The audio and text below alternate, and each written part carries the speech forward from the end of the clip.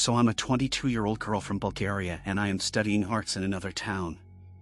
This incident happened last year, and after that, I quit using Snapchat completely.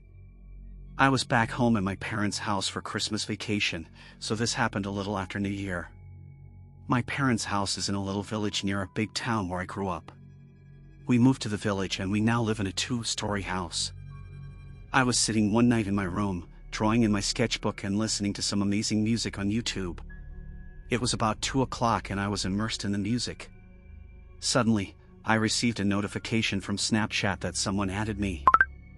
I was kind of confused, but still opened it and saw that someone with the username Lappy789 added me as a friend. Now I would like to explain why this was weird to me. At that time, I had stopped using Snapchat for some time. I just had it on my phone for no reason at all. None of my friends used it, because Instagram got the story thing and we all started to use that instead. I had very few friends on Snapchat and none of them used it, so I didn't think that it was somebody I knew. Also, I didn't have my location on, or Bitmoji, that can give away my location and my username to people nearby. Out of curiosity, I added the guy and opened their profile to see if they had a picture or something that could tell me who that was. There was nothing, only their Snapchat score, which was about 7. I just set my phone on my desk after that. As I was getting ready to go back to sketching, I got a notification that the guy had sent me a snap. I opened it and it was a picture of a grass, taken with a flashlight. I looked at it confused and then went to the chat box to ask him who he was. He read the text but didn't respond. At that point, I started to ask all of my friends if it was one of them, but no one confessed. Next snap came and it was a picture of what looked like a red tile. I was becoming very impatient and once again, I texted the person asking who he was and if we knew each other. Again he saw my message and didn't respond. Next snap came and I was prepared to take a screenshot and show it to my boyfriend. It was a picture of what it looked like a little knob, but I couldn't see what it was exactly. I failed to screenshot it, so I had to replay the snap. When I screenshotted it, I went to look at the picture and realized that this was a little closing mechanism on our backyard gazebo. At that point I was slowly realizing that this person is sending me snap from my backyard. It was not so easy for someone to come to our backyard, as we have a very tall fence and you have to take your time and scout the place around to find a possible way to climb the fence. Also, it was dark, so it would be difficult. That meant whoever the guy was, he had been looking around during the day to find a way to get in. I stood up from my desk and ran to turn off all the lights. When it was dark, I tried to peek through my window shades to the backyard, but it was a very cloudy and dark night, so I didn't see anything. Next snap came and like last time, I was ready to screenshot. When I opened the snap, I nearly screamed. It was a picture of my backyard. I ran out of my room, not knowing what to do. For some strange reason, I didn't want to wake up my dad and tell him what was going on. My mom was sleeping downstairs on the couch and I was upstairs. I was trying to figure out how to open the super loud and screechy door to our terrace that looked at our backyard, without waking up my parents. I battled with the door for about 30 seconds, but I managed to open it quietly. I carefully stepped outside to look at the backyard. I didn't saw anything. I was trying to stay as low as I could so that the snapper wouldn't see me, but I couldn't see anything. I went inside, once again trying my best to be as quiet as possible. But again, I received another Snapchat from Lappy789. It was a picture of my mom, sleeping on the couch, taken from outside through a crack in the blinds. At that point I lost it. I started screaming for my dad. He came out of the bedroom and tried to calm me down. I was trying to explain to him that there was somebody in our backyard. I could see that he didn't really take me seriously, but he went outside anyway, carrying his gun. My mom was awake now and was trying to calm me down. I was failing to explain to her what Snapchat was. My dad came inside after checking everywhere and said that he didn't find anybody. I showed them the pictures and they seemed disturbed.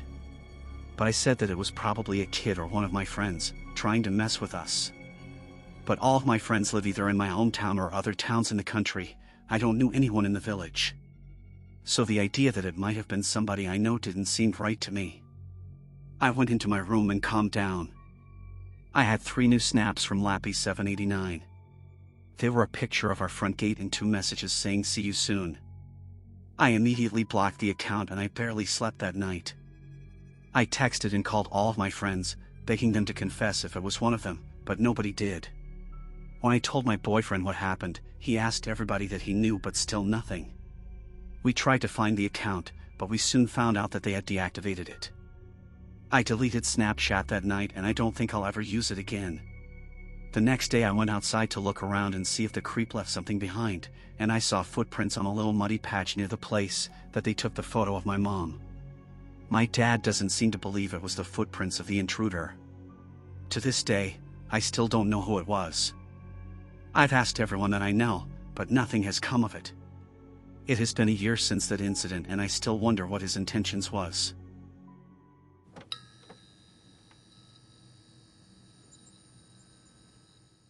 So I used to work as a grocery store cashier in a small town with a population of less than 1,000. The store was about 30 miles from where I lived, deep in the mountains, and it was a Sunday night, so most of the employees were already gone and it was just my time to leave. I needed to grab a couple things from the store, so I did and was about to check out. Before I left, I decided to head to the liquor section and grab me and my friend a nice bottle of our favorite wine to relax. As I was standing in line to check out, there was a man behind me. I could literally feel him breathing down my neck and could smell his cologne, which honestly smelled really great. I turned around and asked him whether I was in his way. He laughed and apologized. He said he was just there to grab a candy bar and not too much. I told him that it was alright and kind of laughed it off. I passed him the candy bar, which just so happened to be my favorite candy bar. I made some sort of comment about it and we got to talking about the silly thing, and next thing you know he asked for my Snapchat. I thought to myself, he smelled good, made me laugh, what's the worst that could happen? That night I made probably the worst decision I have ever made in my life, and that was giving this man my Snapchat. As I was walking to my car to load my wine and groceries, I noticed him walking out of the store with absolutely nothing, and I thought that was really strange. No chocolate bar, no bags, nothing. As I pull into my driveway I get a Snapchat request from that guy. I decided I would pop a bottle of wine first just to unwind and relax after a long day before responding. I actually didn't respond to his requests for about 2 hours. When Ava finally went to take a shower, I went to accept the request, but it was gone.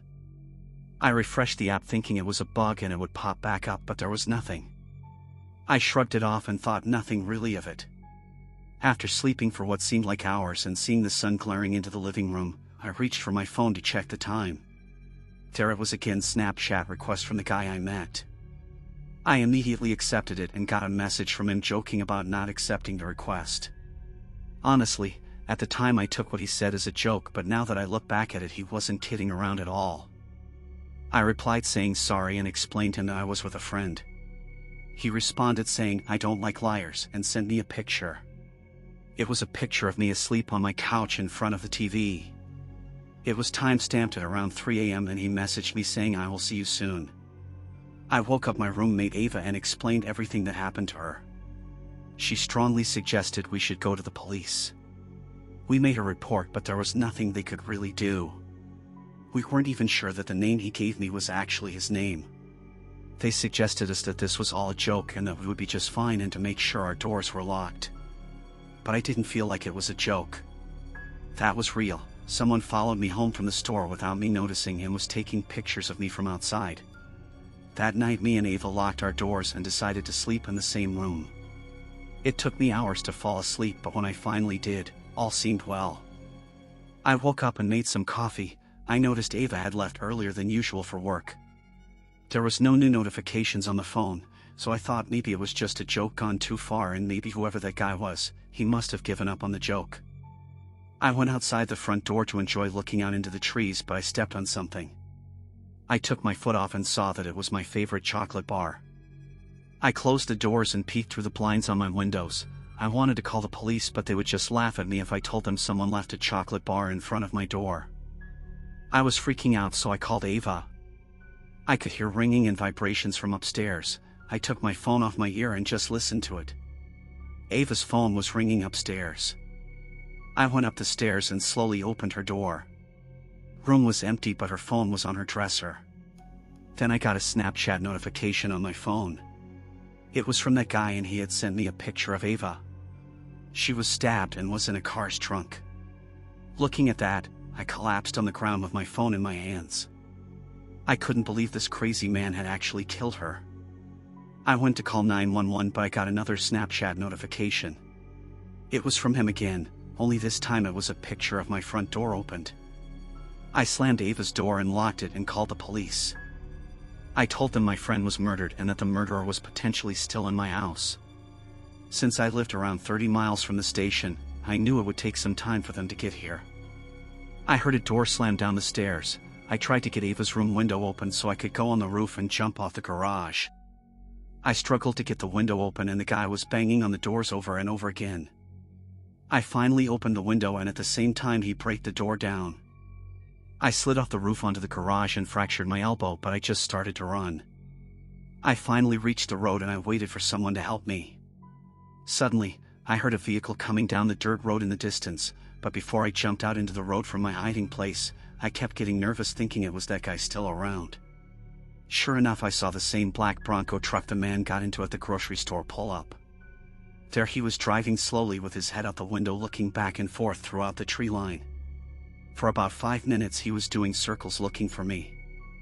I kept looking at his face details because if I did make it out alive he was going to pay for what he did. A few moments later I could hear sirens in the distance and he ran away from there. I waited till I saw emergency vehicle lights and made my way limping in the middle of the road. The police saw me and pulled over right away to help. They rushed me to the hospital, and next day they got my statement. They had found Ava's body in a shallow grave in my backyard. They tried to track down the Snapchat account but it was deleted. They also found a phone in Ava's room, not hers but someone else's.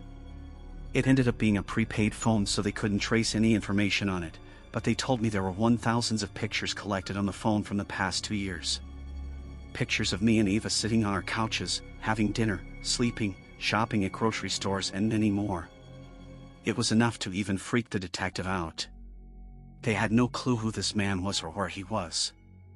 After the hospital, I ended up moving from the countryside back to the city with my mother in New York. It's been 2 years now from that event and I feel like things have been getting better. But still, I miss my friend Ava.